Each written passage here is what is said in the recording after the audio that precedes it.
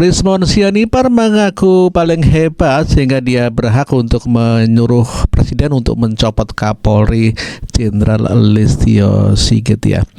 Ya, Dr. Rismon Sianipar meminta kepada Presiden Prabowo Subianto untuk mencopot jabatan Kapolri Jenderal Listio Sigit, dan inilah pernyataan dari Rismon Sianipar. Jangan ragu-ragu untuk mencopot Kapolri itu. Rakyat bersamamu. Saya 2019 pendukung fanatik Pak Prabowo Subianto. 2024 tidak, Pak. Karena apa? Yang di sampingnya. Dan saya Rismon ini merasa dirinya paling pintar se-Indonesia, ya, paling hebat, sehingga dia bisa memerintahkan presiden untuk memecat Kapolri. Apa nggak pesong si Rismon ini? Kata si Rismon, buat Bapak Prabowo Subianto, jangan ragu-ragu mencabut Kapolri itu. Rakyat bersamamu. Mohon jangan bawa rakyat kau bawa aja diri kau sendiri, ya, sama kelompok kau yang punya penyakit jiwa itu. Lagipun mohon, ya, kau pikir presiden bisa mencopot Kapolri tanpa dia berbuat kesalahan? Dan presiden juga kalau mau mencopot Kapolri itu atas persetujuan DPR, mohon. Belajar lagi kau, udah pintar. Bukan saya nak jidat kau aja memerintahkan presiden untuk memecat Kapolri. Memangnya kau siapa? Coba kau berkaca diri dulu, mon. Ya, kau ini hanya seorang laki-laki pesong, ya, yang merasa paling pintar dengan menuduh mantan presiden ijazahnya palsu. Habis itu kau merasa hebat. Mon, pergi kau ke rumah sakit, cek kejiwaan kau. Udah pesong kau ini. Kata si Rismon, saya 2019 ya pendukung fanatik Prabowo Subianto. 2024 tidak, Pak. Karena apa? Karena yang di sampingnya. Dia katanya 2024, 2019 dia mendukung Pak fanatik Bapak Prabowo. Tapi setelah 2024 dia nggak mendukung Pak Prabowo. Karena apa? Karena Gibran. Rismon, ya, kalau kau tidak mendukung Prabowo Subianto di tahun 2024, kenapa kau sekarang sibuk kali, ya kan, mau minta Pak Prabowo memecat Kapolri? Lagipun kau siapa, mon? Kok perasaan kau ini kau paling hebat, paling dibutuhkan di negara Republik Indonesia ini? Padahal kau cuma seorang laki-laki pesong yang menginginkan sensasi, seolah-olah kau sangat dibutuhkan di negara Republik Indonesia ini. Sadar kau, mon. Halusinasi tingkat dewa kau udah. Kata si Rismon, ya, dibilangnya dia diminta oleh tim di PK. Apa itu? Sengketa Pilpres. Saya menolak Pak Prabowo Subianto untuk menjadi ahli, ya, di MK. Karena di samping Bapak, Pak, dan asam sulfat itu, kata dia diminta sebagai ahli waktu kemarin itu kan ada kemarin sengketa Pilpres. Rismon, nggak usah banyak gaya kau, nggak ada orang yang minta kau, ya, waktu sengketa Pilpres kemarin. Kau pikir kau pintar kali? Habis itu bilang wakil presiden asam sulfat. Rismon, yang kau bilang asam sulfat ini, ya, adalah wakil presiden di negara Republik Indonesia ini yang sepatutnya kau hormati. Sementara kau sendiri hanya sampah masyarakat. Sok pula kau mau mengejek wakil presiden dengan mengatakan asam sulfat. Aneh kau nih, Rismon. Makin lama makin sedeng kau.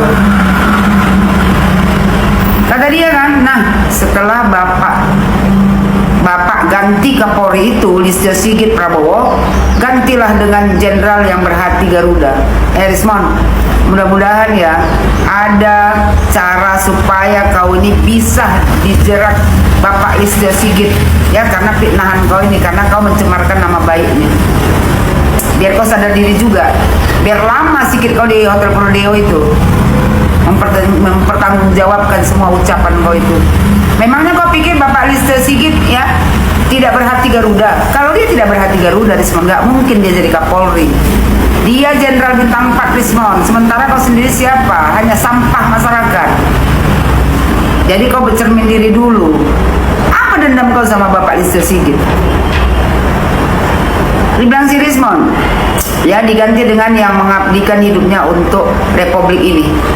Kapolri itu mengabdikan dirinya untuk Republik ini, bukan kayak kau, ya hanya sampah. Ibaratnya kau dibangkai yang harus dibuang. Dibilang si Rismon, sehingga nanti Bapak kalau ada waktu kami dipanggil Pak Prabowo Subianto. Siapa yang mau manggil kau? Pak Prabowo Subianto mau manggil kau. Mimpi kau yang kelamaan. Bangun kau. Kau siapa? Bermimpi mau dipanggil Pak Prabowo Subianto macam orang hebat, macam orang penting. Sadar kau Rismon. Cuman sampah kok mau dipanggil sama presiden. Habis itu ya kan, hanya manusia sampah mau ngatur-ngatur presiden untuk memecat Kapolri. Kita tuntaskan 1 minggu saja. Jadi itu siapa si Pupu Papa. Kata dia kalau dipanggil Pak Prabowo dia dituntaskan siapa itu si Pupu Papa. Sebelah kau tuh si Pupu Papa. Tuh si Mister Panci. Prabowo Subianto percaya Pupu Papa milik Gibran, nggak percaya Mon. Ya, karena Pak Prabowo tahu tuh sebelah kau itu yang punya Pupu Papa. Kok ada manusia kayak kau nih Rismon, nggak tahu malu, perasaan hebat, perasaan paling pintar. Padahal cuma seorang laki-laki pesong, ya, yang menginginkan sensasi. Sekali aku bilang kau sama kau Rismon, jangan pernah bermimpi kau untuk dipanggil Bapak Prabowo Subianto, bertemu dengan Pak Prabowo. Kau bukan siapa-siapa, kau hanya sampah masyarakat, ya, hanya seorang laki-laki yang punya penyakit jiwa. Pesan saja kepada Pak Prabowo Subianto, jangan ragu-ragu untuk mencopot Kapolri itu. Rakyat bersamamu. Saya 2019 pendukung fanatik Pak Prabowo Subianto. 2024 tidak Pak. Karena apa? Yang di sampingnya. Dan saya diminta oleh tim di PK di sengketa Pilpres, saya menolak Pak Prabowo Subianto untuk menjadi ahli di MK karena yang di sampingnya Pak. Dan asam sulfat itu. Nah, setelah Bapak ganti Kapolri itu Listio Sigit Prabowo, gantilah dengan jenderal yang berhati Garuda, yang mengabdikan hidupnya untuk Republik ini, sehingga nanti Bapak kalau ada waktu kami dipanggil Pak Prabowo Subianto, kita tuntaskan 1 minggu saja jadi itu siapa si Pupu Papa itu. 1 minggu jadi itu Pak, 1 cukup.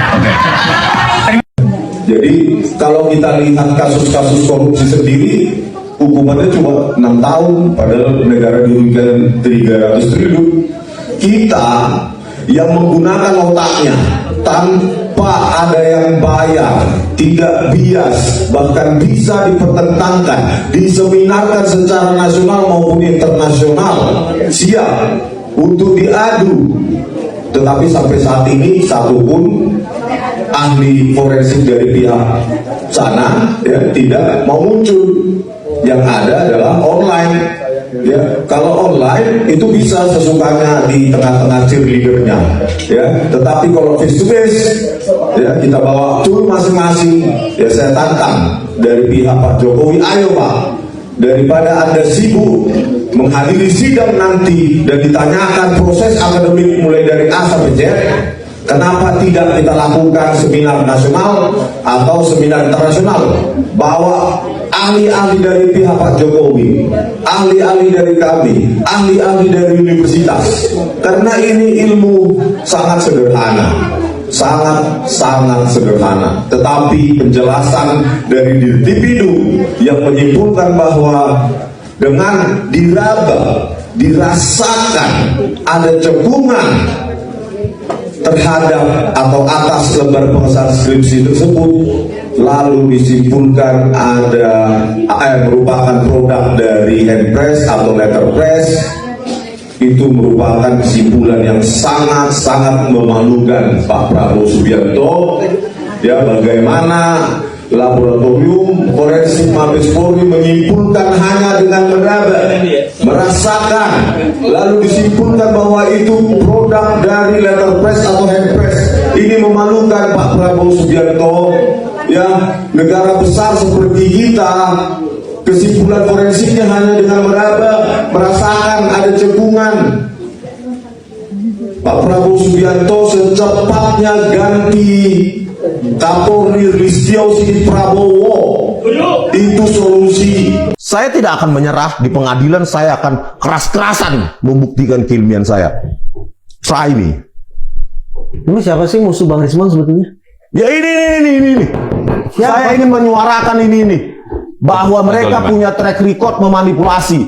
Terus tiba-tiba jadi bersih. Oknum. Ya nggak tahu, ini kepala laboratorium komputer forensik Mabes Polri, Muhammad Nur Al-Azhar. Kasih kata oknum, kasih kata. Muhammad Nur Al-Azhar. Ya depannya kasih oknum. Kombes, bukan oknum. Itu kepala laboratorium komputer forensik saat itu, 2016. Pangkatnya AKBP, sekarang Kombes. Seharusnya diapakan? Ya di penjara seumur hidup, Nusa Kambangan. Kok enak sekali ya seorang anak manusia dipidana 20 tahun, diotak-atik dengan e-red shop, software gratisan, dikabur-kaburkan. Sehingga menggiring persepsi hakim dan publik. Padahal video CCTV-nya tajam. Ya cukup dong, kalau misalnya mau mempersoalkan siapa tadi namanya? Muhammad Nur Al-Azhar, Kombes, Tito Karnavian, mantan Kapolri, Krisnamurti, Dirjen, apa itu? Di Hubintar. Masih aktif itu. Dia kok melebar ke sana-sana gitu. Inilah bahwa mereka punya cacat manipulasi, Bang. Mereka berutang budi untuk memperbaiki ini, minta maaf sama rakyat. Kepolisian Indonesia, Pak Prabowo suruh minta maaf kepolisian itu. Kalau minta maaf selesai. Bukan, ya di penjara semua yang terlibat. Ada pertanggungjawabannya. Ada pertanggungjawaban, publik harus tahu ini, Bang. Dan saya harus bersuara. Tapi sebenarnya tidak realistis ya. Kok tidak realistis? Pahlawan kita dulu juga melihat senjata api begini-begini pakai bambu runcing, realistis, Bang. Ini zaman dulu. Zaman sekarang juga lah harus kita gelorakan hal seperti itu. Daripada jadi pengecut. Teman-teman saya di kampus, banyak saya ajak setuju sama saya, tetapi memilih bungkam, pengecut, takut nggak gajian, takut nggak dapat tukin, takut nggak dapat serdos, pengecut, ya sudah, ilmumu di situ aja. Pernah tidak sih di teror, diintimidasi orang? Perkiraan saya belum pernah ini, makanya berani galak begini.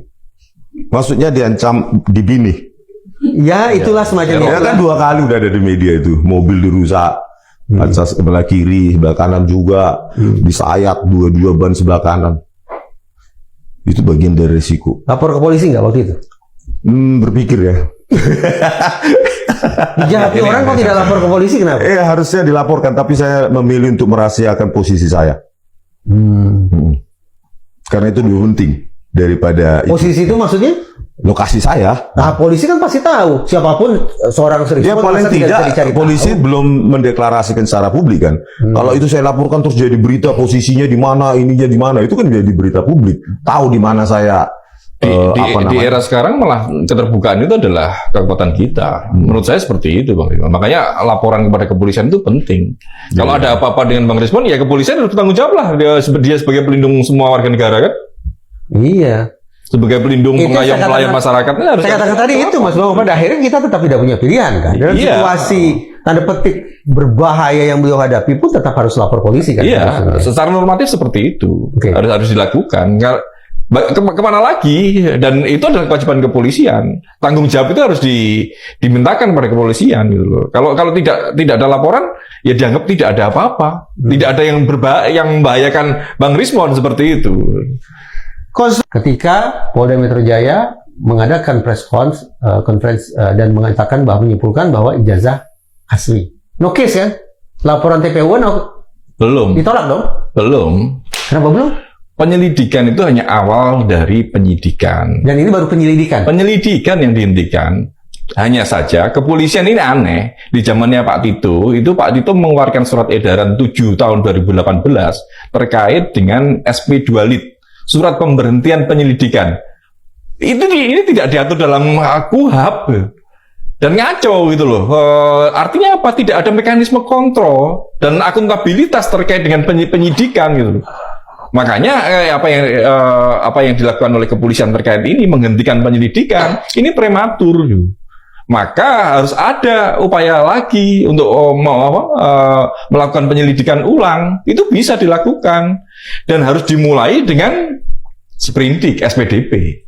Surat kemudian yang ditembuskan kepada kejaksaan. Sesuai KUHAP seperti itu, Mas. Faktanya di Indonesia Puslapor kan hanya dimiliki oleh Mabes Polri, Mas Bambang.